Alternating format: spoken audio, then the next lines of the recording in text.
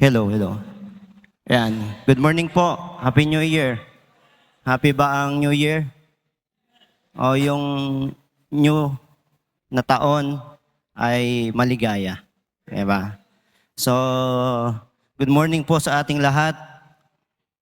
Siguro ho, lahat po ba nakapag-breakfast na? No, yun no yung pinakamahalagang meal sa sinasabi ni Mami, mag-breakfast. Ano ho? So, share ko lang ho, nitong nakarang week, ang pasok ko po ngayon is skeletal Monday to Wednesday. Thursday, Friday, Saturday ay bakasyon po tayo.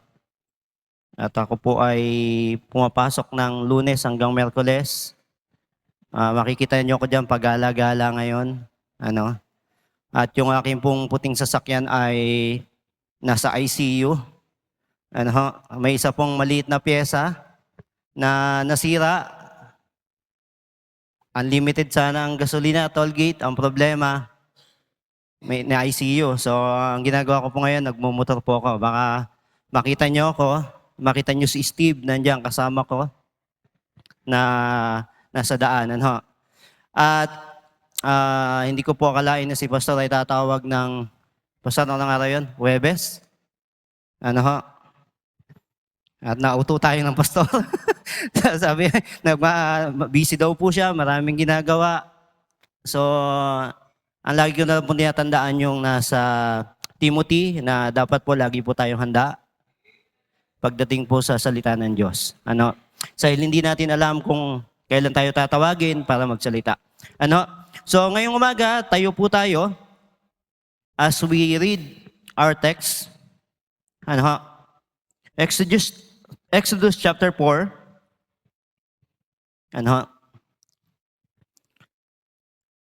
At babasahin po natin yung isang talata ng Exodus chapter 4, verse 2. Siguro ho, ang ilan sa atin ay alam natin kung sino ang taong ito. Nandiyan na po ba kayo? Okay. Exodus chapter 4, verse 2, and the Lord said unto him, sino yung sinasalta ng Panginoon? Si Moses. What is that in thy hand? Ano yung nasa iyong kamay? Ang sabi ni Moses, ano ba sabi ni Moses? Ano yung nasa kamay niya? And he said, a rod, tungkod. Si David po, nung tinawag po ng Panginoon, anong nasa kamay niya? Slingshot. Sa 1 Samuel chapter 16, verse 7, sabi ng Panginoon, si David, kapag tinignan ng mga tao, maliit. Pero ang tinitingnan ng Panginoon ay yung puso ni David. Okay? Yung pong bata, John chapter 6, kung di ako nagkakamali. Sa unang slides po yun. John chapter 6. Nung pong gumawa ng miracles ang Panginoon at maraming tao, marami pong sumunod. Ano po yung nasa kamay ng bata? 2 maliit na isda at 5 tinapay. Tama ha? At yung pong babaeng Sarapat woman, yung pong balo at si Elijah, nung ginamit po, ano po yung nasa kanilang kamay? Yung huling hapunan. Sinalaysay ni Elijah yung salita ng Diyos. Upon hearing, ginawa po niya. Ngayon po sa umagang ito, ano po yung nasa kamay ninyo? Bible. Okay, manalangin tayo. Panginoon Diyos, dakila ng aming salamat po Panginoon sa biyaya at pagpapala na inyong pinagkaloob sa amin. Lord, sa umagang ito, aming pong panalangin. Kami po inyong gabayan, Panginoon, sa aming pakikinig ng salita. Gayun din po, Panginoon, buksan niyo po ang aming puso, maging ang aming isipan, nang sa gayon po, Panginoon, handa kami tumanggap ng salita. Lord, gayon din po ang inyong lingkod, gamitin niyo lamang pong daluyan ng pagpapala, tagapagsalita, katulad po ng ginawa niyo kay Moses.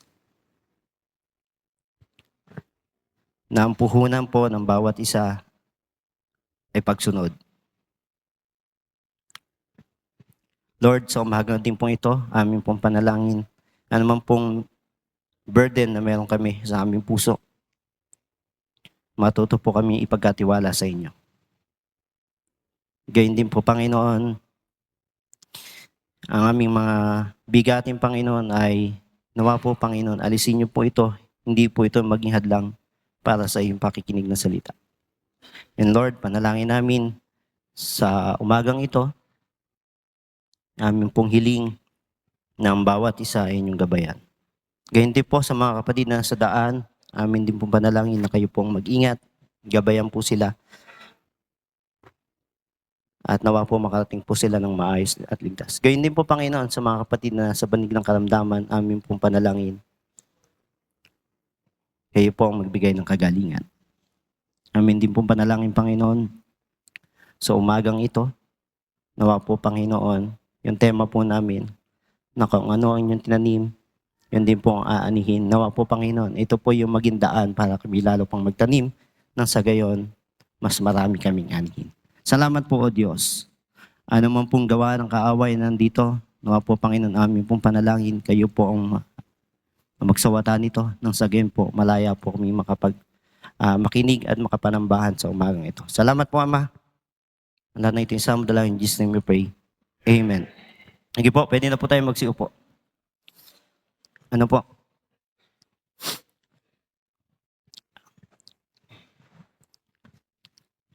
Bible, yun nasa ating kamay. Ano? Alam niyo po, yun yung sinasabi ni Pastor lagi, di ba po? Yung magso-soul win, nagsaset po si Pastor ng soul winning, ano po. Alam niyo po, marami pa po tayong mga mahal sa buhay na hindi pa po nakakakilala. Ano? Nag-uusap po kami ng mag-asawa kung sakali pong, ewan ko po, kung kami man po yung magiging host sa anniversary.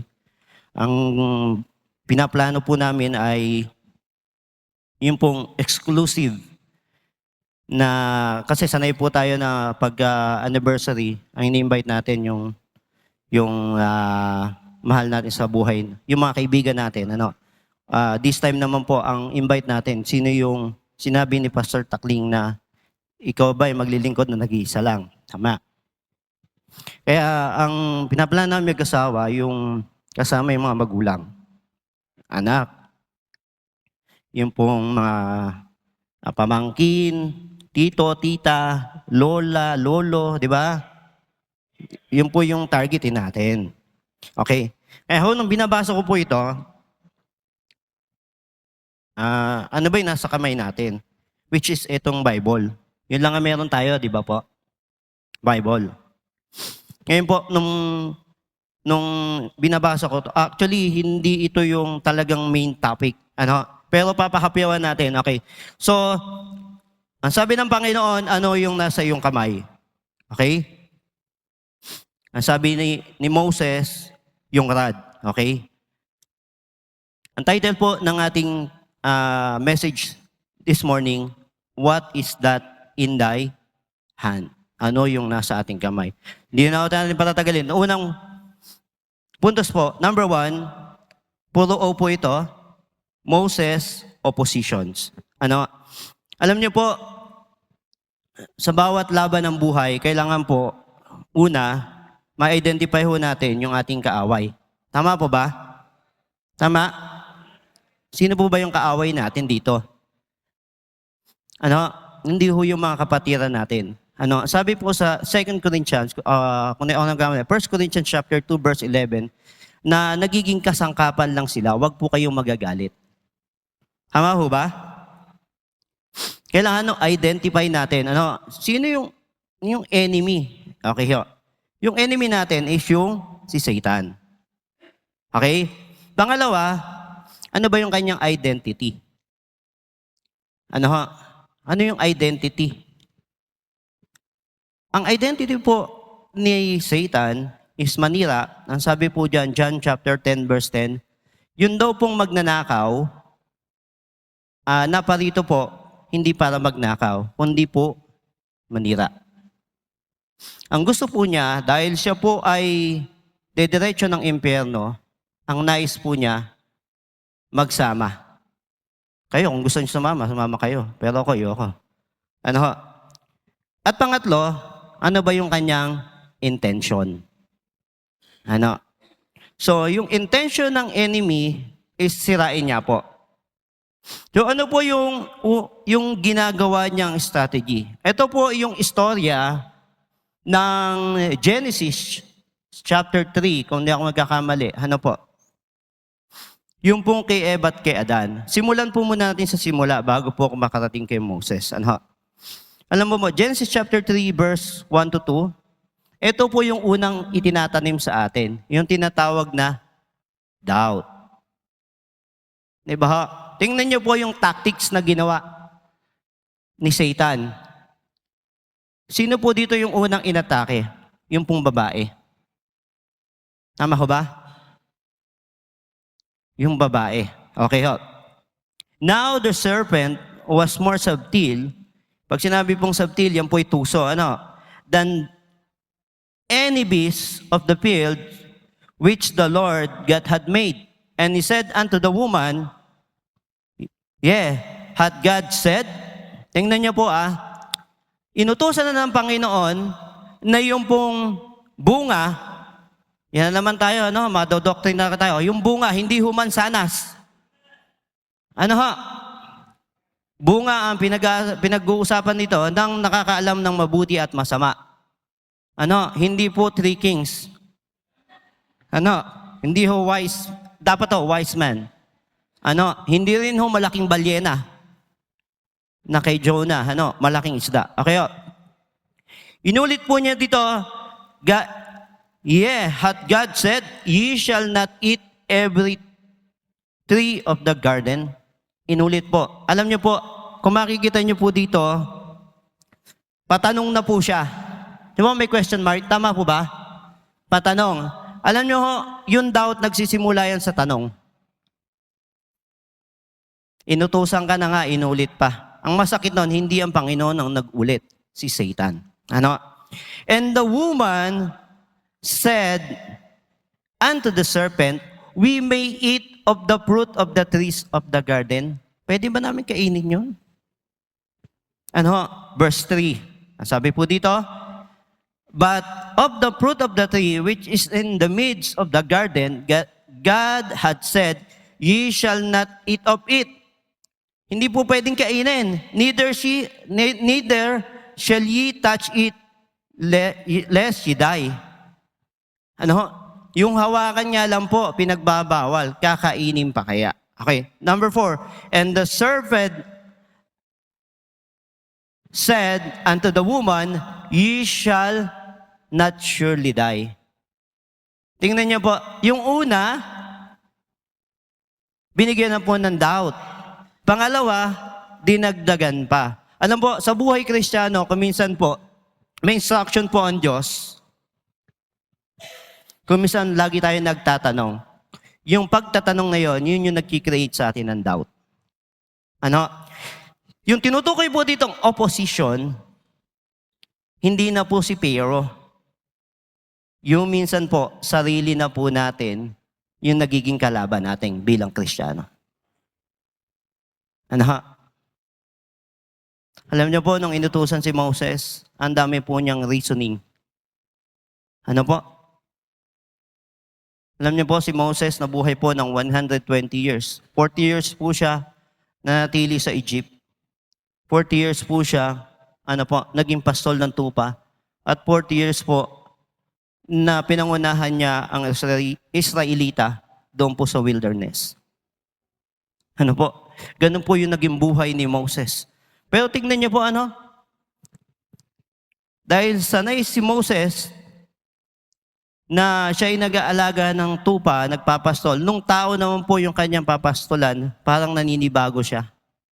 Ang sabi po dyan, pag tinignan po natin at binasa natin, mamaya, later on, hindi po ako magaling magsalita, Panginoon ba't ako yung dadalhin mo? Binigyan ng tatlong gagamitin si Moses para maniwala yung mga Israelita. Yung tungkod, iahagis, magiging ahas. Para bumalik sa tungkod, kailangan hawakan sa buntot. Tama? Kapag ayaw maniwala, yung kamay ipasok sa sinapupunan pa nga yung ginamit doon sa talata. Tapos paglabas, maraming parang ketong o lepros, ketong nga tama, na mapuputing parang nyebe. Kapag ayaw pa rin maniwala, ano po gagawin? Kumuha ng tubig sa ilog, ibuhos sa tuyong lupa, magiging dugo. Kuminsan ganun po eh. Pag tinawag po tayo ng Panginoon, napakaraming natal reasoning. Kaya nagkikreate ng doubt. Kaya kuminsan, ang kalaban natin yung ating sarili. Okay ho? At ang gustong-gusto po ng Diablo, pangalawa, bukod sa doubt, kapag ikaw ay nag-doubt, ang gustong-gusto niya, lagi ka pong talunan. Number 2 po is defeat. Gusto ng Diablo na laging ikaw ay talunan. Sige, tuloy natin. Genesis pa rin po. Genesis chapter 3, 6-7. And when the woman saw that the tree was good for food, alam niyo po kung minsan, ito po yung tinatawag na lust of the eyes. Hindi ho lahat ng maganda ay maganda para sa atin. Kung minsan po yung maganda na yan po yung nakaka-attract para po tayo maging talunan. Halimbawa, gusto natin ng magandang bahay, mansyon. Dahil gusto natin, tayo ho ay magpupursige na magtrabaho. Tama ho ba? Pero pagdating sa pagtatrabaho, minsan po, nakakalimutan natin yung para sa Panginoon. Yung araw ng linggo. Dahil habol tayo ng habol eh. Tama ho ba?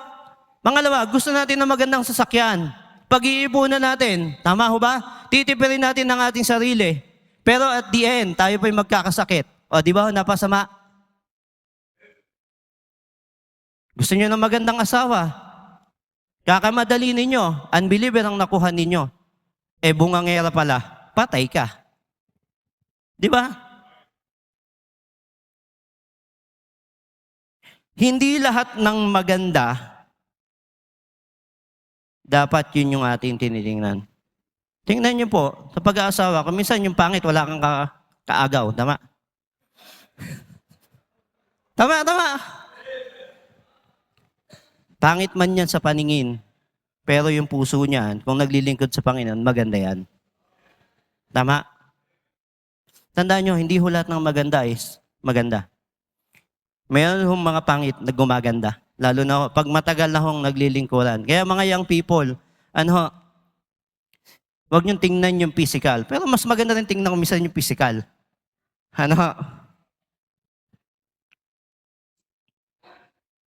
Okay, nasaan tayo? Genesis chapter 6. Tuloy natin. And that it was pleasant to the eyes and a tree to be desired to make one wise. She took one fruit. Alam nyo, nung nagka-doubt siya, medyo nagsisimula na siyang matalo. Mas natalo po siya nung kanyang pinitas. At nadagdagan pa nung kanyang kinain. Alam nyo po, sa isang labanan, kapag ka ikaw ay natalo, di ba po, napakasakit. Dadamdamin nyo po yan. Tama ho ba? Alam niyo po, dito po sa kwentong ito, nung natalo po yung babae, ang ginawa pa po, binigyan pa po yung asawa. Nagdamay pa. Tingnan niyo po. Nung kanya pong kinain, and gave also unto her husband with her, and he did eat. Alam niyo, matakaw din pala si Adam, Hindi man lang nagtanong. Saan mo ito kinuha? Naniniwala po ako, si Adam, nakikita niya yung bunga. Pero, bakit kinain? Yun lang. Baka ang sabi, kainin mo yan. Pag hindi yan kinain, sige. Sa labas ka matutulog. Po? Kaminsan mga asawang lalaki, kapag binigyan kayo ng asawa, magtatanong din kayo. Ano, ito bang adobo may paminta o wala? Di ba? Baka nang dahil sa paminta, mag-away kayo. Di ba po? Yung iba naman, ang gusto ay maanghang. Bakit walang sili? Di ba? And verse 7, and the eyes of them were both open. Tingnan nyo po. Ito na po yung sanction nila. Tingnan nyo ha. Malapit na dito. And they knew that were naked, and they sewed fig leaves together and made themselves aprons. Alam mo, nung panahon na yun, malaya silang nakakapaglakad ng walang saplot. Nang dahil sa kasalanan, namulat po yung kanilang mata na sila pala'y hubad. Ano ho? Nang dahil po sa kasalanan, ano po, yung pong tinatamasan nilang kasaganahan nung panahon na yon ay nawala. Ano po? Yung pong kaligayahan na meron po doon sa panahon na sila po ay nasa Garden of Eve. Eden pala. Eve tuloy. Eden. Ano po? Ay nasira nang dahil po sa ginawa ng dyablo na tayo ay ma-deceive, binigyan ng doubt. At pangatlo, tayo natalo. At pangatlo, tayo ay na-deceive. Ang gustong-gusto ng dyablo, lagi po tayong naiisahan. Ano ha? Kung yan po yung ating characteristic, tanggalin na po natin yan. Yung character natin na laging mandaya sa ating kapwa. Ano? Naalala ko yung kay Jacob kahagabi. Ano? Dinadaya siya ni Laban. Ano ha? 20 years po siyang nagtatrabaho. Ano ha? Kulang na kulang yung kanyang tulog. Ano po? Ang sabi ni Pastor, si Jacob is hard worker. Ano po yung susunod na H? Honest worker. Kapag may, sa inaalagaan niya, kapag may nawalang tupa, kinain ng mga lobo, ng mga oso, ano po ang ginagawa? Pinabalitan po niya. Yung kanyang parte, yun yung binibigay niya. Ganun po siya kahanis. Ano? At pangatlo, humble worshiper. Ano?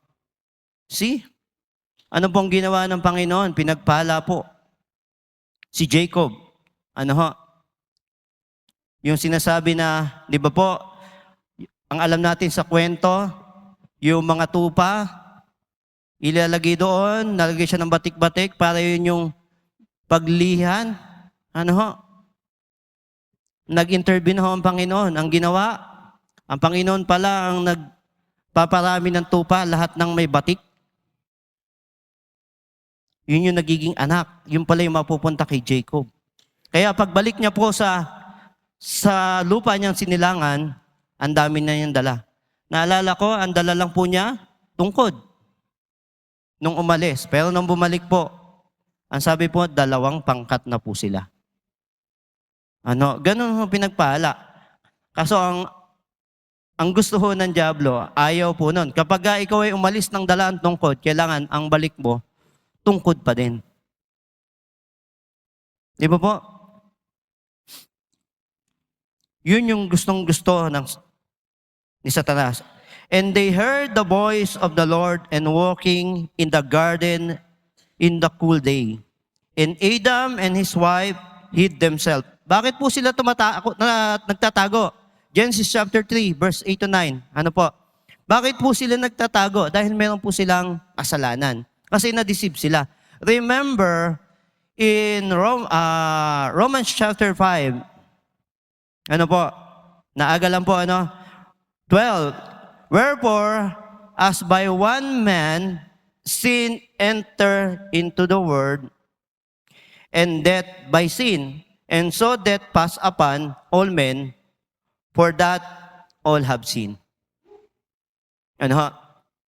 Kaya po ang tao ay namamatay nang dahil po sa kasalanan. Dahil po kay Eva, siya po yung naging instrumento, siya po yung na-deceive, siya po yung na-distract, kaya po pumasok ang death. Ano ho? Kaya ho ngayon, bawat bayan may sementeryo. Ano ho? Kaya ang tao, kapag daw namatay, sabi sa Hebrew, ano po, 9:7, na minsan ang tao ay tinakdang mamatay, ang kasunod nito ay paghuhukom. At binasa niyo po yung Luke chapter, kung di ako nagkakamali, 19. 19 po, no? 16 to 32, na may isang mahirap at isang mayaman, namatay parehas. Iba lang ang kanilang estado ng pamumuhay. Ano po, yung mahirap po, si Lazaro, saan mo napunta? Sa langit. At yung pong mahirap, napunta po yung pong mayaman, napunta po sa impyerno. Nakatunayan po na mayroon pong impyerno. Tama po ba? Kaya kung may mga bisita pa po tayo nang hindi pa po sigurado ang patutunguhan ng kanilang kaluluwa, ito po yung time para tanggapin po natin ang Panginoon sa Kristo. John chapter 14 verse 6. Ang sabi mo, I am the way, the truth, and the life. Di ba? No one cometh to the Father but by me. Ano po?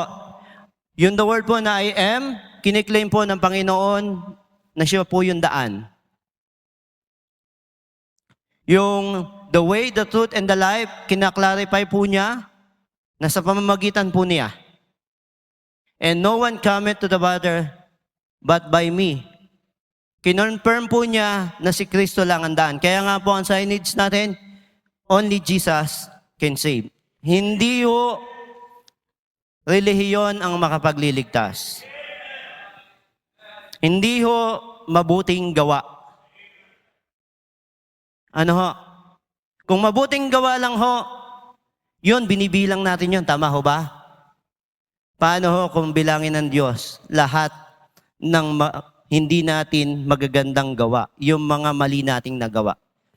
Parang exam yan, right minus wrong, negative pa po tayo. Kaya ho, hindi ho yung pamantayan. Ang kailangan lang po natin, tanggapin natin si Kristo bilang tagapagligtas. Sampalataya ng ating puso na siya ay ipinako, namatay, inilibing at nabuhay na muli. Yun po yung katotohanan. Kaya nga ho, ang daming relihiyon, dinidisip po tayo ng kaaway. Kasi para malito tayo. Okay. Balikan natin. Genesis pa rin po. Genesis chapter 3, verse 10 to 11. And he said, I heard a voice in the garden, and I was afraid, because I was naked, and hid myself. 11. And he said, who told thee that thou hast naked?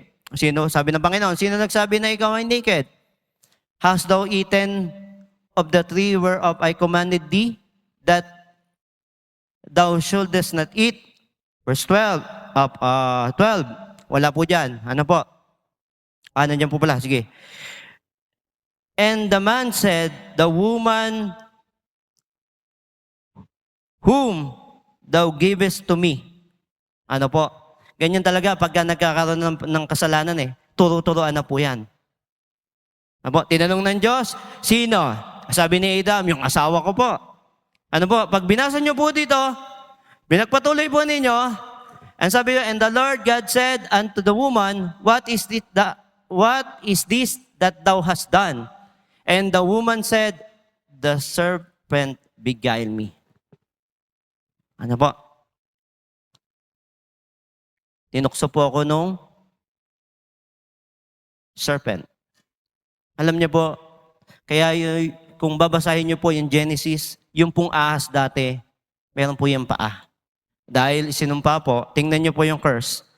Pag tingnan niyo po, Genesis chapter 3, verse 14, ano po, ang sabi po niyan, gagapang ka sa pamamagitan ng iyong tiyan.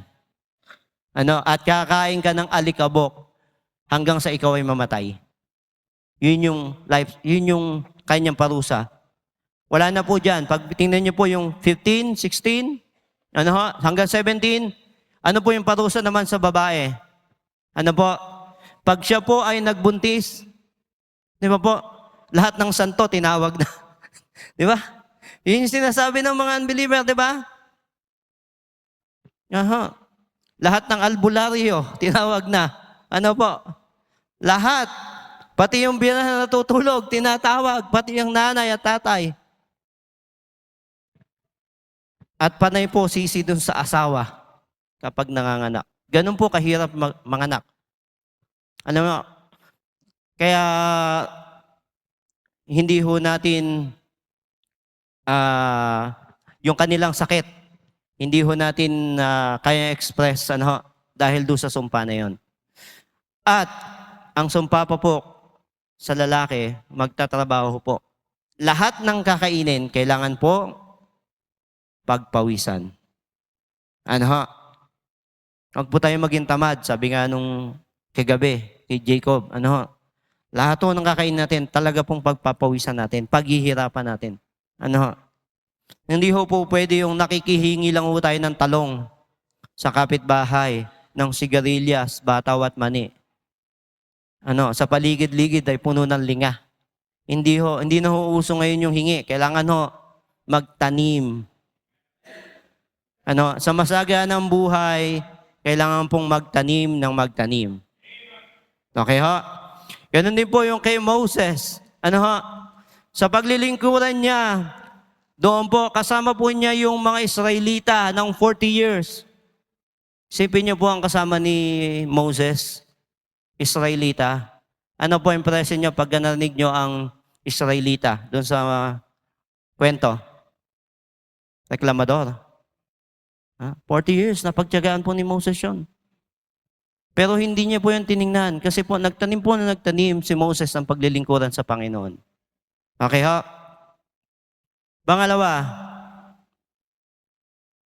Pangalawang O, Moses, obstacles. Nilagyan ko na po ng S. Ano po yung kanyang naranasang struggles? Ano ho? Una ho, ang obstacle niya kay Pero. Alam niyo, pupunta nila si Pero ay, sabihin natin sa panahon natin ay, siya po ay yung mayor, kapitan, mayor, ano ho? Congressman, gobernador. Hindi ho basta-basta na makakapunta ho doon. Ano, kung kayo ho ay ordinaryong tao, yung bang maaalangan kayong pumunta. Tama ho ba? Meron tayong, mayaman ito, hindi ako pwedeng pumunta dito. Pag pumunta ako dito, baka sa gate pa lang, harangin na ako. Tatanungin na ako. Ano po, hindi po pangkaraniwang tao. Si Pero po, siya po yung, namumuno ng panahon na yon. Ano ho? Hindi ho. Kailangan ba na by appointment? Ano ho? By appointment po ang pagpunta sa ganoong klase ng tao. Dahil siya po ay yung present ruler ng panahon niya. Popular po yun. Lahat po. Mula bata hanggang sa matanda. Kilala po siya. Ano? At yung kapangyarihan po nun. Kitang-kita na po dahil siya yung namumuno. Isang sabi pa lang po nun. Lahat po ay sumusunod. Ano ho? Yung po bang naano si Moses na, sino ba ako para ako'y pumunta? Pangalawang obstacle niya, yung kanyang pong personal disability. Alam niyo po, si Moses po, kung sa edad niya na to, na po ito, may discount po ito. PWD, Person with Disability. Okay, ang sabi po dyan, Exodus chapter 4, 10 to 14, and when Moses said unto the Lord, O my Lord, I am not eloquent, neither therefore, nor since thou hast spoken unto the servant, but I am slow to speech and of slow to tongue. May problema po sa pananalita si Moses. Ano ho? Kung titingnan niyo po, dito ho, sa tagpong ito, ang dami na pong reasoning ni Moses. Ano po? Naghihinagan na po siya ng rason dahil meron niya po siyang disability. Ano? Kuminsan ho, ang Diyos, hindi ho tinitingnan yung ikaw ay gwapo, matipuno, magandang lalaki, maganda ang boses, ano ho? Maganda, mayaman. Kuminsan po ang tinitingnan ng Panginoon sa kanyang gawain kung sino pa yung mayroong disability. Ano ho? Bakit to? Kung kumpleto ka ho, ang katawan mo, ikaw ay magandang lalaki, maputi, matangkad, ano ho, mayaman. Sa tingin nyo buwa, hahawak yan ng map para humagmap dito sa loob ng simbahan. Di ba po? Pero tingnan nyo po kung minsan, sino pa ho yung pipilay-pilay? Ano, yun pa ho yung ginagamit ng Panginoon. At yun po yung nagpapagamit. Ano po? Tuloy po natin. And the Lord said unto him, sino po yung gumawa ng bibig ng tao? Sino po yung nagpalakad ng lumpo? Sino po yung nagano ng mga bingi, nagparinig, ano, nagbigay ng pandinig? O yung nakakita? Now therefore go, and I will be thy mouth. Ano po? Sabi ng Panginoon kay Moses, ako yung magiging mouthpiece mo. And teach thee what thou shalt say. And verse 13, and said, O my Lord, send, I pray thee. Tingnan niyo po, by the hand of him whom thou wilt send. Alam niyo po, nagre-request pa. Hindi talaga ako Panginoon eh. Hindi talaga ako magaling magsalita. Hindi po ako mabukang magsalita. Hindi po ako magiliw magsalita. Nabubulol po ako magsalita. Ano ho? Nag-request po siya. Ano po? And 14, and the anger of the Lord was kindled against Moses. And he said, is not Aaron the Levite thy brother? I know that he can speak well. Tingnan niyo po, binigyan na po ng Panginoon si Moses ng reinforcement. Siya po yung reasoning niya, yung request niya, para ikaw ay mamuno, binigyan po siya ng reinforcement. Sino po yon? Si Aaron. Kuminsan ganyan po ang Kristiyano, napakarami pong dahilan. Binibigyan po ng pagkakataon ng Panginoon na maglingkuran. Kung kailan nakahiga na, dinadialysis sa gustong maglingkod. Ano po? Kung kailan mahina na, doon po ako gustong maglingkod. Pero nung siya'y malakas, hindi naalala ang Diyos. Ano po? And 15, and thou shalt speak unto him, and put words in his mouth. I will be with my mouth, and with his mouth, and I will teach you what shall you do. Ano po? Ako yung magsisilbing mouthpiece, tuturuan mo si Aaron. Ang nangyayari, may mediator pa po, no? Ang Diyos. Tuturuan, sasabihin kay Moses, sasabihin kay Aaron. Ano? Dahil nga ho, bulol pong magsalita. Hindi po magandang mag-deliver ng salita. Ano po? So, pangatlo, meron po siyang personal issue. Ito naman po yung istorya na kung saan siya po ay nakapatay po nung panahon na siya ay 40 years old nung nasa Egypt po siya. Ano, nakita ho niya na yung kanyang kababayan, sabihin natin si Moses ay nasa Dubai, nung nakita yung kababayan na inaargabyado, lumingon-lingon muna, nung nakitang wala na, pinatay po. Ano? Pero kung babasahin niyo po yung sunod-sunod na ito, ano po? Exodus 2:11 to 13, meron pong dalawang kababayan po niya na nag-aaway at ng kanya pong aawatin, ganun din bang gagawin mo sa akin katulad ng pagpatay mo doon sa Egyptian? Ano po lesson dito? Wala pong lihim na hindi nabubunyag. Sipin mo, tiningnan pa niya na, ay, wala palang na, kung wala ng tao, pinatay po niya. May personal issue. Lahat po tayo, nang tawagin po tayo ng Diyos, papunta po dito, lahat po tayo may personal issue. Tama ho ba? At wag na ho nating dagdagan yung personal issue na yon. Ano sabi mo? Forgetting those things which is behind and reaching forth unto those things which are before. Lahat ng bagay na nakalipas na, kalimutan na po yan. At abutin natin yung hinaharap. Pagbutihan natin. Kaya nga sabi kay Pastor Dong, di ba, nung tayo matinang anniversary, kailangan po mas better yung 2025 kaysa nung 2024. Ano? Kasi binigyan po tayo ng bagong umaga. There's a new every morning. Ano po? Ano ba po? Yung obstacle kay Pero, yung kanyang personal disability, siya po ay PWD, personal issue, ito po ang pinakamalupit. Pang-apat, yung people. Yung tao na kanyang pangungunahan.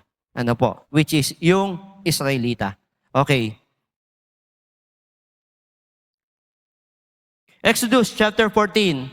Ito na po yung tagpo na kung saan pangungunahan po ni Moses ang Israelita. And they said unto Moses, because there were no graves in Egypt, ito po yung tagpo. Ano po yung meron sa mga Israelita? Ito po yung takot. Natatakotin po ito. Alam niyo to, nung ito po yung tagpo na ito na pumayag na po si Pero na ilabas. Pero sa bandang huli, nagbago po ang isip ni Pero, hinabol. Ano? Nung sila po ay nasa Red Sea, tama ho ba? Nung nasa dagat na, nakupot na po sila. Pangkaraniwan po, sa ganyan tagpo, imagine niyo po kung kayo po ay namamasyal. Sa gilid po ay bundok, pagkayari po noon ay tubig, dagat, dead end. Anong sabi ng mga Israelita? Moses, papatayin mo ba kami dito?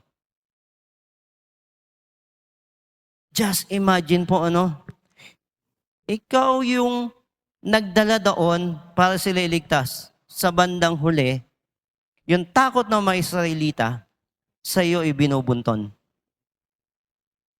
Ano ho? Grabe ho, Sa paglilingkuran po, dapat walang takot. Yung mga Israelita po, alam niyo naman po kung ano yung kanilang karakter.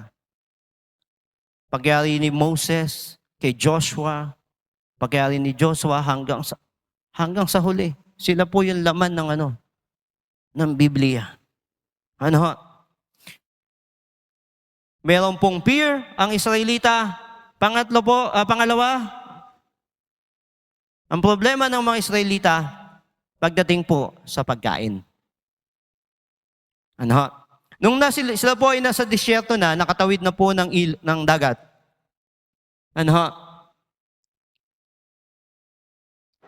Nagrereklamo naman ho sila sa pagkain.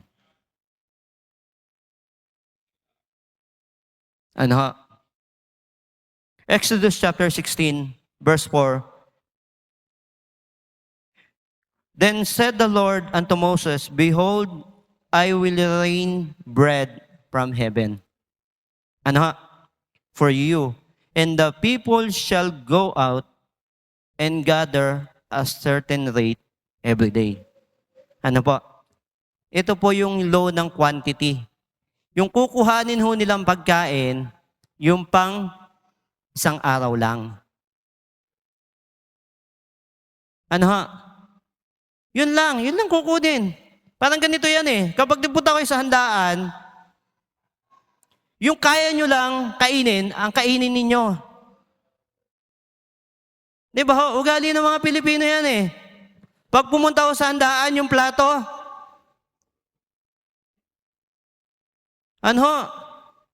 yung hipon, sumisingit pa ho doon sa pansit. Tama ho ba? Hanggat kayang ilagay po doon sa plato, ilalagay. Pero pag talikod mas marami hong nasasayang. Namana po natin sa mga Israelita. Kaya nga po natin dito nag-aaral para po yan ay tanggalin. Alam niyo po, personal ko po, ako po, pag pupunta ng handaan, Titingnan ko lahat ng pagkain. Kukuha muna akong tigi-tigisa. Kung ano ho yung swak sa panlasa ko, doon po ako babalik. Hindi po nakakahiyang bumalik. Mas nakakahiya po, kunin nyo lahat nang hindi nyo mauubos. Tama ho ba? Kaya ang iba ang sasabihin sa inyo, napakapatay gutom naman ito. Di ba? Ang pangit ng impression. Para namang hindi ito aabutan. Di ba po?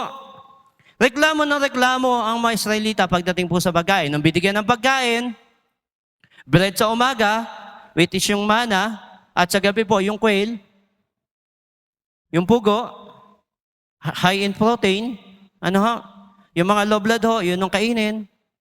Pero kung gusto nyo talaga ma-high blood, pagalitin nyo si Mrs. High blood ho yan. Huwag kayong maglinis ng bahay. Sigurado ho yun. Sabog-sabog ho yung loob ng bahay. Sigurado, high blood ho yung papasok ko doon. Pangalawa, tingnan nyo po. The law as to time. Exodus chapter 16:27. Binigyan po sila may 7 araw po sila. 6 na araw silang mamumulot. Binilinan po sila ng ika-7 araw na hindi ho kukuha. Ibig sabihin yung ika-6 na araw, doble ang kanilang kukunin para ho doon sa ika-7 araw during the Sabbath day. Pero anong ginawa po ng Israelita? Ang sabi po diyan, 6 days ye shall gather it. But on the 7th day, which is in the Sabbath, in it there shall be none. Ito po yung ginawa nila. It came to pass that there went out some of the people on the 7th day. Ano po ginawa? To gather. Maliwanag po. Matigas talaga ulo. Ano po? Pag talaga sa pagkain, matigas ang ulo. Hindi uso ngayon yung Sharon dito. Hindi rin uuso yung si Didit. Bakit daw siya mahihiya? Kailangan po sa pagkain dapat may ethics tayo. Kailangan may ethics tayo. Okay. Sumunod, tingnan natin. Ito pa. Ano po yung sumunod? The law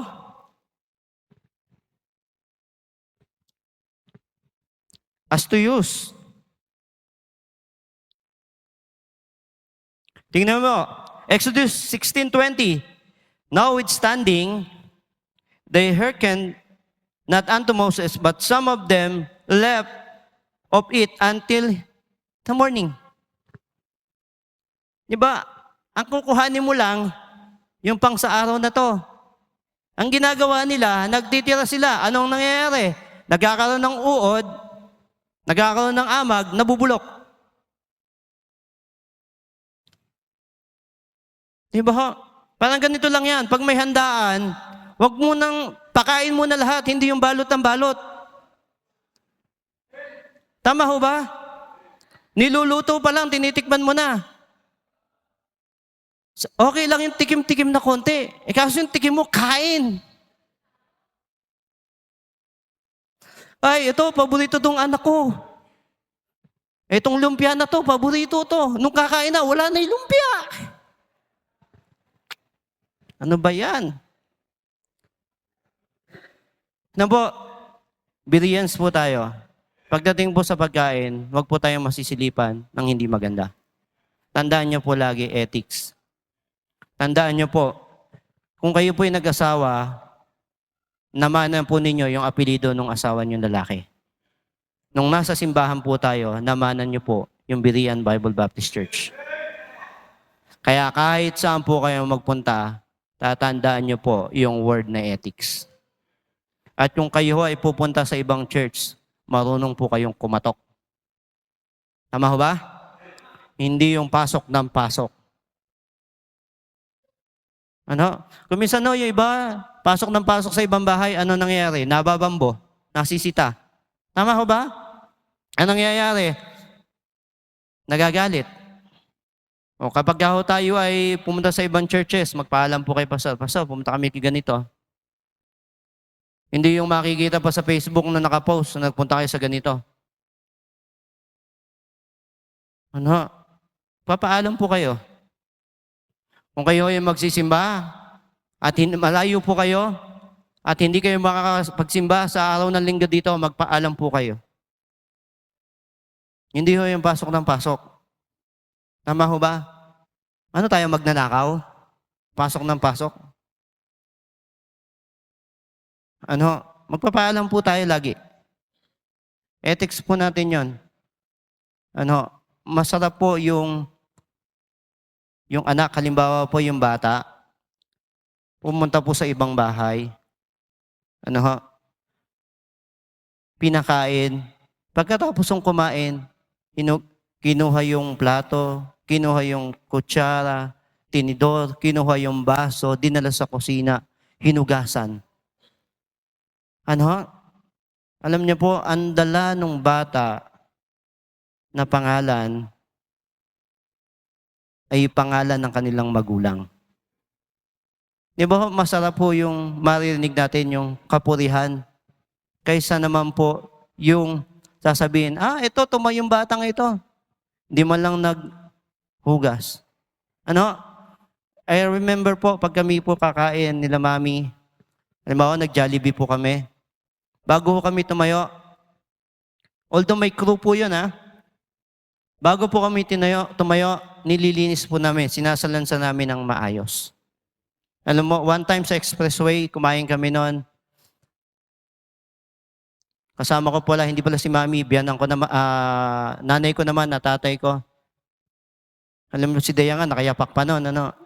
Alam niyo po, nung sinalansa namin, sabi ng crew, salamat po. Kasi hindi niyo na po yan trabaho, pero ginawa ninyo. Alam niyo, nakakatulong pa kayo sa ibang tao na nagtatrabaho. Pinapagaan ninyo yung kanilang trabaho. At the same time, na-appreciate nila yung ginagawa ninyo. Di ba napakasarap po bilang Kristiyano na-appreciate yung ginagawa? Tama ho ba? Ito po mga Israelita, kukuha, iniimbak, sinabi na nga wag O dayan, bumabaho, naglilinis pa sila, inuuod. Maraming nasisira.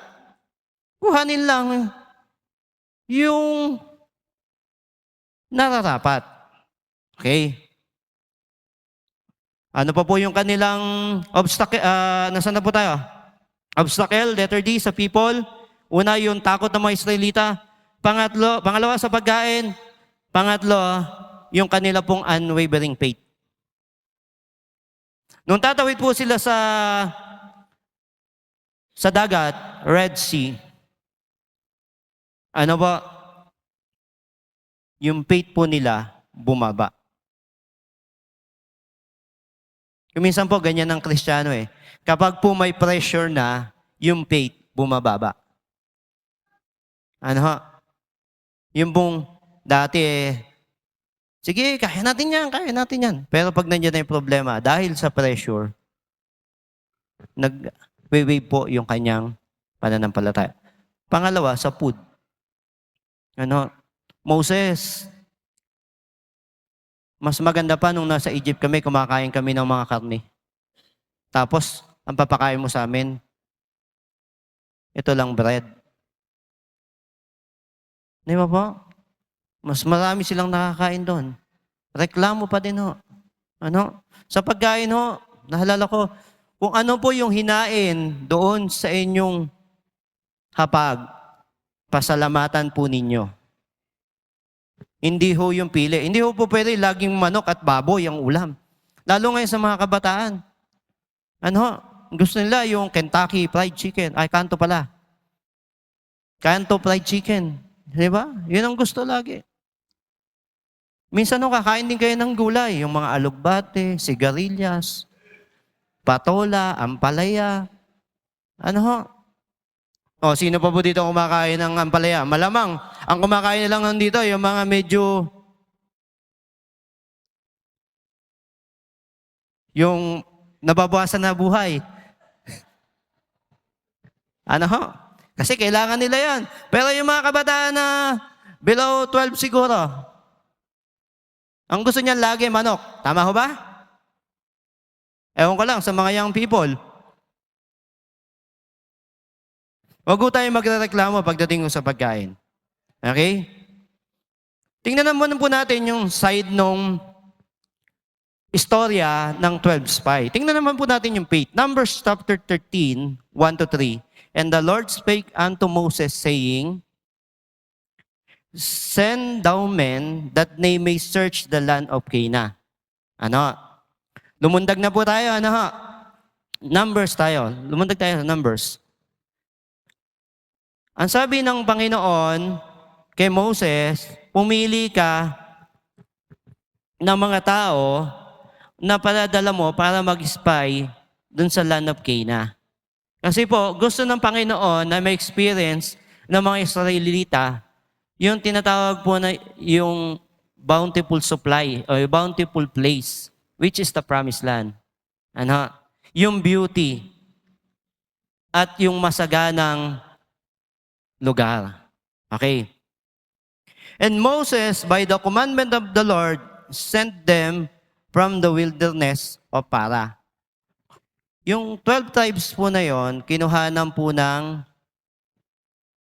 tigi-tigisang spy. Ano? At dalawa po doon ang nagbigay ito ng magandang report. Ano? At yung 10 po, yung bad report. Although may maganda rin silang report, ano, na ibinigay. Pero iba po yung faith ng dalawa, which is si Joshua and saka sino po? Si Caleb. Okay. Ano yung nakita nila? Puro G lang po ito. Una, grapes. Okay? Pag binasa nyo po yan, Numbers 13, 23 to 24. Sige po, tingnan po natin. And they came unto the brook of Eshcol and cut down from thence a branch with a one cluster of grapes. Pag sinabi pong one cluster, marami po yan. Ano pong ibig sabihin? Ano po? Ito pong lugar na ito, pag pinicturize po natin yung grapes at yung dami po ng kumpol, ito po yung potential na lugar. Ganun po tiningnan nung 12 pa ho sila dito. Okay? Pangalawa, ang nakita nila, marami pong giants. And they brought up an evil report of the land which they had searched unto the children of Israel. Ito po yung 10. Saying the land through which we have gone to search it is a land that eateth up the inhabitants thereof, and all the people we saw it are men of great stature. Malalaki. Pag tinignan nyo po, 33, and we saw the giants. Yung pong red na yan, yung we. Yung pong 10. Nakita po nila. Marami pong giant. Ano po? Ano po yung nire-represent ng giant? Ang tingin po nung dalawa, opportunity. Ano po? Opportunity. Hindi ho po pwede yung pagyaman mo o kung gusto mong yumaman, eh hindi mo paghihirapan. Kailangan paghirapan. Kung gusto nilang ma-possess yung land, kailangan pong paghirapan. Okay. Ganun din po sa Kristiyano. Hindi ho pwedeng isang ganun lang masagana ang buhay mo. Imagine Jacob, 20 years na pinaghirapan para ho magkaroon ng masaganang buhay. Ilan dito ang 10 years ng Kristiyano? Ilan dito ang 5 years? Ilan dito ang 15? Ilan dito ang 20? O more than 20? Ano? Yan po ang mga nauna, bago po yung makarating sa kanilang kinalalagyan, dumaan po yan, saan po? Sa butas ng karayom. Tama po, lalo na si Pastor. Sabi nga ni Pastor, siya po ay lumipat Sa Birian, ano lang dala niyan? Baka bag lang, sardinas at saka bigas at saka uling. Tama ko ba, Pastor? Pero ngayon, hindi na po. Ang laman na po ng bag, dollar. Di ba po? Ganun po pinagpala. Alam niyo po, pagpapalain tayo ng Diyos, ang kailangan lang natin, pagsumikapan natin, tingnan natin i-grab natin yung opportunity, na kung saan po, ano po, yun po yung gamitin natin. Ano? At pangatlong G na nakita nila, grasshopper. And there we saw the giants, the son of Anak, which come of the giant, and we were in our sight as grasshopper. Ano po? Para lang kaming grasshopper sa lalaki ng mga tao. Ano po tinutukoy dito? Ano po? Yung papaano mo, ano ba yung perspective mo bilang Kristiyano? Pagdating sa ganitong sitwasyon, ano ba yung pananaw mo? Ikaw ba yung magiging positive? Ikaw ba yung magiging negative? Diba? Kapag ikaw ay negative, una mong pinapahirapan yung future mo. Pinapanish mo yung future mo. Pangalawa, pinaparalyze mo yung sarili mo. Bakit? Kasi pagka negative mo na, ayaw mo nang kumilos eh. Tama ho ba? Gusto niya lang matulog sa bahay. Tama po? Kailangan po i-convert natin yon into a positive way. Perspective ang pinag-uusapan po natin. Ano po perspective nung dalawa? Ito po yung hindi nakita nung 10. Numbers 13:30. And Caleb stilled the people before Moses and said, "Let us go up at once and possess it, for we are well able to overcome it." Hindi po nakita ng 10 yung Diyos. Nakita po nung dalawa yung Panginoon at yung Panginoon ang gagawa para sa kanila. Ano po? Minsan po ganyan tayo eh. Bilang mga Kristiyano, ano? May mga pagsubok sa buhay. Hindi natin nakikita ang Diyos. Ano ho? Minsan kaya lang natin nakikita kapag tayo ay yung nasa karamdaman na malala na. Hayaan natin na ang Panginoon ang kumilos. Ang sabi, let us go up. Tingnan niyo po, encouragement po ito. Bilang leader po kay Moses, kapag ganito po ang narinig mo, gaganahan ka po eh. Lalo na po kung ang makakarinig ay hindi lang po yung leader, kasama po yung mga miyembro, gaganahan ka, possess it. Diba? We are able to overcome it. Diba po? Kaya natin yan. Pangatlong O. Mahaba po ito. Okay lang po ba sa inyo? Wala pa naman pong 12:00. Pangatlo, Moses overcome the obstacle. Paano na-overcome ni Moses yung obstacle? Una, tiningnan po ni Moses yung favor ng God. Alam niyo po, napakarami hong pabor na ginagawa ang Diyos para sa atin. Hindi ho kayo makakarating sa ganyang edad kung wala hong favor na ibinibigay ang Diyos. Alam niyo po, yung pong kayo makalanghap ng sariwang hangin, gumising sa umaga, makakain, yung favor ng God na sa inyo.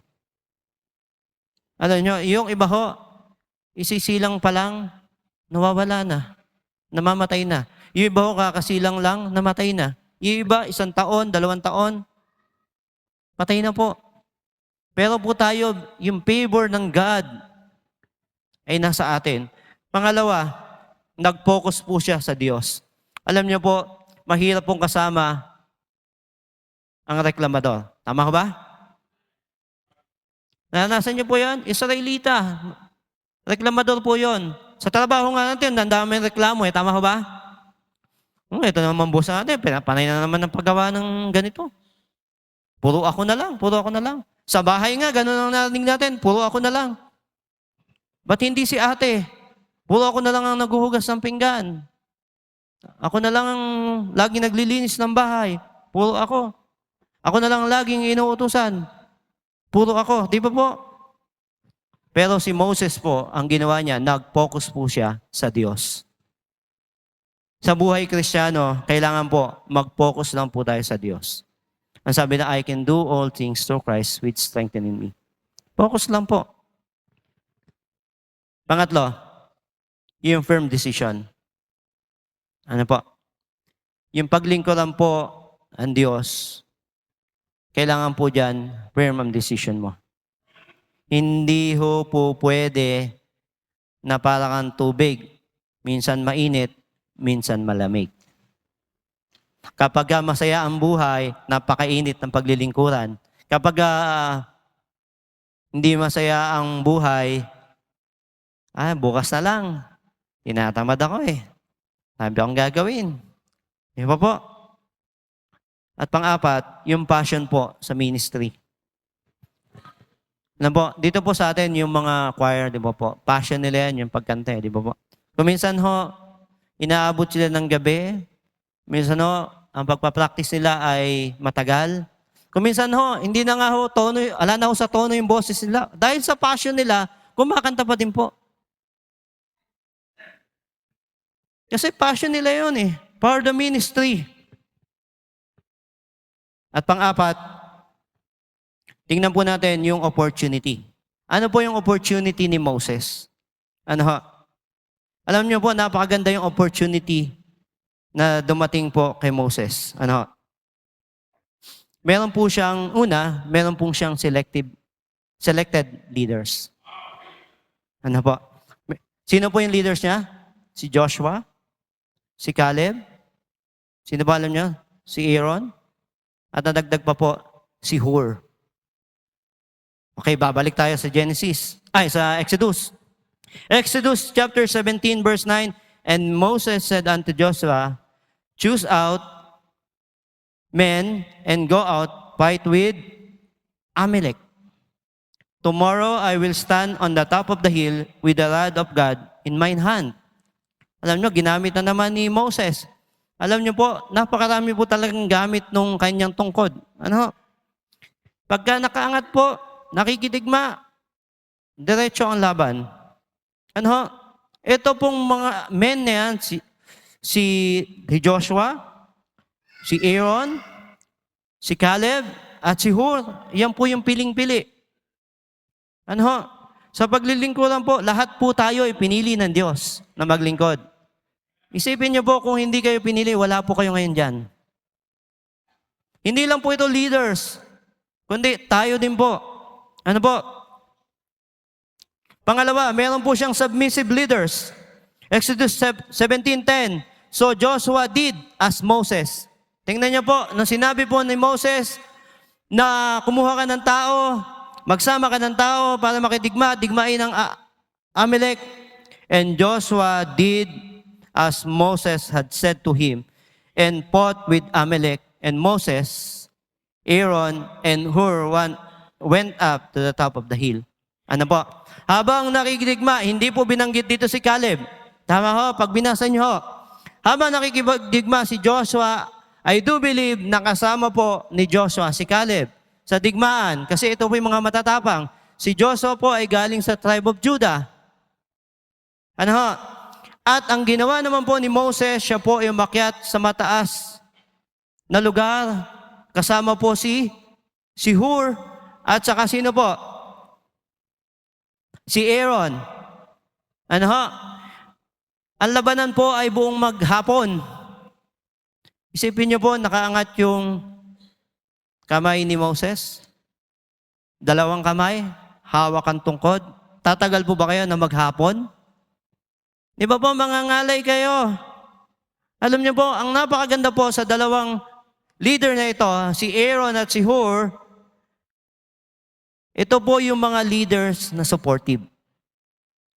Tingnan niyo po, Exodus 17:12, but Moses' hands were heavy, and they took a stone and put it under him, and he had sat thereof, and Aaron and Hur stay up his hand. Isipin niyo po, isa sa kaliwa, isa sa kanan. Pinapanatili po nilang nakataas yung kamay ni Moses. Gaano po ka-submissive? Ngayon po magpapagawa po tayo ng ating tiles. Gaano po tayo ka-supportive? Di ba po? Marami pong gagawa dito, Pastor. Tama po. 8 to 10. Ano po? Sisimulan po ng Monday. Ano ho? Ang pastor ho ay babantayan yan. Titingnan. Kung wala ho kayong ginagawa at available pa kayo, pumunta po kayo dito. Ano ho? At kung kayo po ay walang ginagawa at meron po kayong mabibitbit na kahit ano lang na pamirienda po para sa gumagawa. Ano po? Bitbitin po ninyo at nang meron po tayong maipakain. Ano po? Kung gusto nyo pong magdala. Ano po? Pagpapakita po ng support sa gawain ng Panginoon. Hindi, wag nyo pong panghinayangan yung gagamitin nyo hong halaga na ipambibili nyo ho. Ang panghinayangan nyo ho, yung opportunity na hindi kayo makapaglilingkuran. Ano ho? Naalala ko po, ang sabi ni Apostle Pablo, 2 Timothy chapter 4. Wala po dyan. Pakibukas na lang po sa Bible. 2 Timothy chapter 4 verse 10. Ano ho? Kaya ho, maraming mga Kristiyano na lumalis sa gawain is because of this. Ano ho? Tingnan po natin. 2 Timothy chapter 4, For Demas hath forsaken me, having loved his present word, and he's departed unto Thessalonica, Crescens, to Galatia, Titus, and Dalmatia. Ano ho?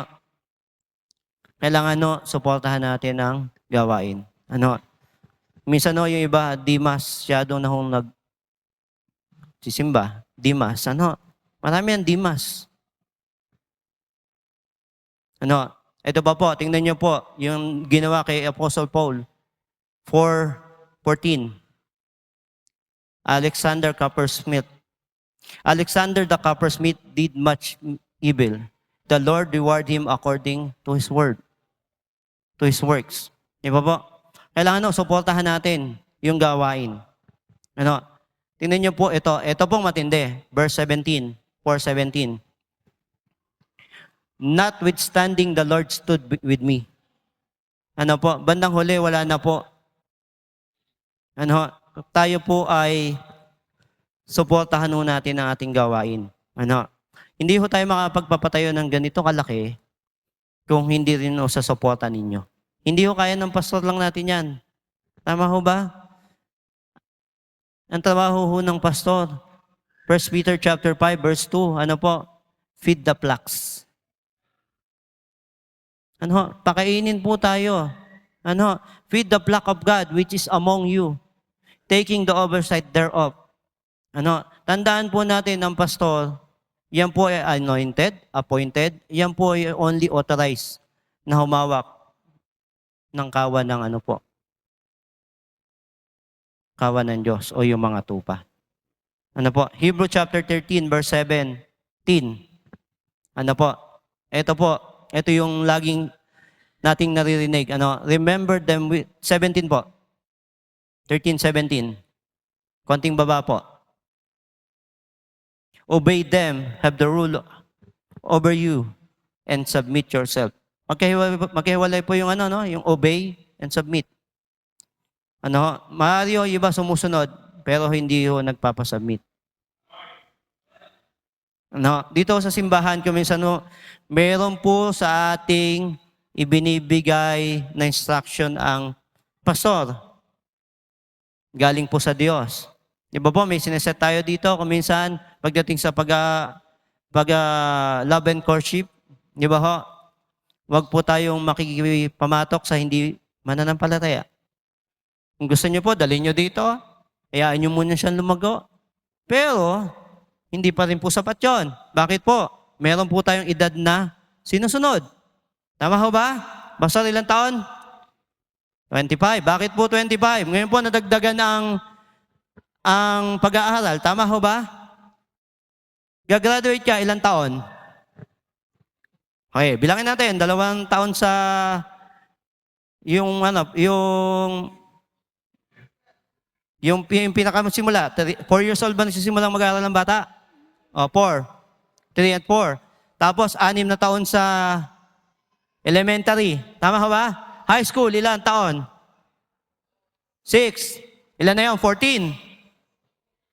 Tapos, kukuha ng college, 4 years. Ilan taon? 16. 18? Ilan po? 2, 6, 6, 4. Ilan? 18. Tama po. Kung ikaw ang bata, mag-aaral ka ng 4 years old, plus 18, 22. Kung ikaw ay mag-aasawa ka ng 22, hindi ka pa nakapag-payback sa mga magulang mo. Kaya ho tayo binibigyan ng ganong instruction para yung 3 taon, una, makaipon ka. Pangalawa, makaganti ka sa ginawa ng magulang mo ng kinaguyod ka ng pag-aaral sa loob ng 18 years. Ano? Huwag po kayong mag-alala. Si Pastor nga, 40, nakapag-asawa pa eh. Di ba? Huwag po kayong magmadali. Ano ho? At last, panlima, ito na po yung overview ng buhay ni Moses. Letter A, ano po yung ginawa niya? Siya po yung nag-lead sa mga Israelita for 40 years. Ano ho? Pangalawa, yung pong kanyang loyalty and love to the ministry. Sa kabila po ng mahirap po yon, makikita niyo po yung kanyang katapatan at pagmamahal sa gawain. At letter C, binigyan po siya ng mahabang buhay. Actually, hindi nga po mahaba yan eh. Pero, pasalamat pa rin po dahil binigyan siya ng 120 years. Ano po, sa atin po, Psalms chapter 90 po yata kung hindi nagkakamali. Ano, na ang buhay natin ay 70 lang. Yung average siya, 70. Kapag ikaw ay malakas, ikaw ay maingat sa pagkain, maaari ka pang mag-80 sa panahon ngayon. Ano, mahabang buhay na po yun. Ano po? Kaya ho, magpasalamat tayo. At kahuli-hulihan po, yung legacy. Alam niyo po, napakarami ng preaching, laging si Moses ang ginagamit. Yung buhay ni Moses. Ano? At ang legacy po ni Moses, siya po ay nagsulat ng aklat ng ano po? Genesis, tama po ba? Exodus, Leviticus, Numbers, and Deuteronomy.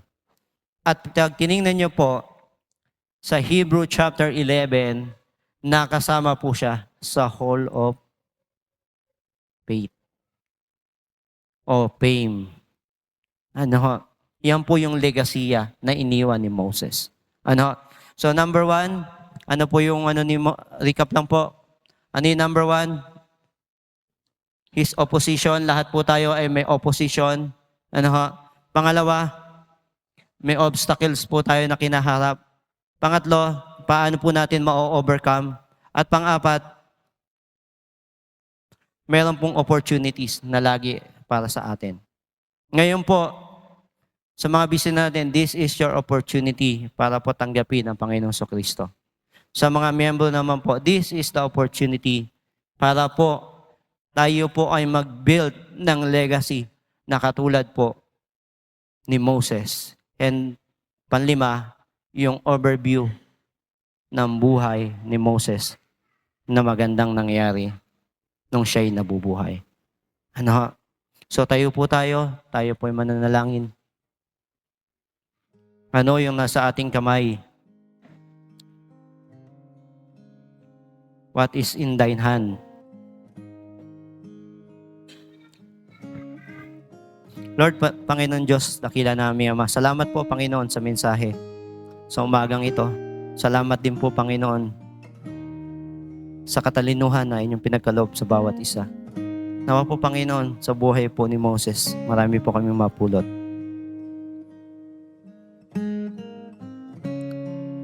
Lord, salamat po dahil laging may opposition na kung saan kami ay binibigyan nyo ng opportunity na kami ay tumawag, Panginoon. Laging may obstacle, Panginoon. Salamat po, Panginoon, dahil kung wala pong obstacle, wala pong pagpapala. Tulungan niyo po kaming ma-overcome ang lahat ng bagay. And Lord, nawa po, katulad po ng buhay ni Moses, yung kanya pong overview ng buhay, yung kanya pong magandang biography, Panginoon. Nawa po, Panginoon, ay amin po itong maging pamantayan at tularan, Panginoon.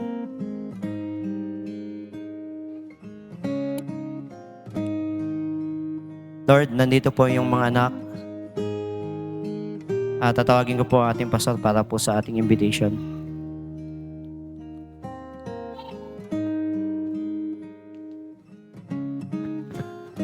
Habang tayo pinag-pray, kuminsan kapatid, ang obstacle mo yung personal issue mo eh. Kuminsan yung disability natin, kuminsan yung mga taong nakapaligid sa atin. Nadi-discourage tayo pag nakita natin yung tao yun, nabubuisit tayo, naiinis tayo. Kuminsan yung mga taong nakapaligid sa atin na nagiging obstacle para tayo magpatuloy. Pero kapatid, ito yung opportunity para tayo magpatuloy. Ito yung opportunity para yung mga bagay na yun ay mawala na sa kaisipan natin at pagkatao natin. Yung mga dahilan o obstacle para tayo makapagpatuloy sa gawain. Kung ikikinausap ng Panginoon sa mensaheng ito, ang kinin mong opportunity na makapagsimula uli ng panibagong simula na masigla. Come on, you forward, you talk to God. Panginoon, salamat sa opportunity ito. Tunay nga, Ama, na ikinurik ako ng mensahe. Masakit pero kailangan ko yon. At ito yung opportunity para pagsisihan yung mali. Hindi ko na bitbitin ngayong 2025. Anong inyong opposition? Anong obstacle? Come on, you talk to God. Sabihin mo sa Panginoon, Panginoon, ito po talaga ang obstacle.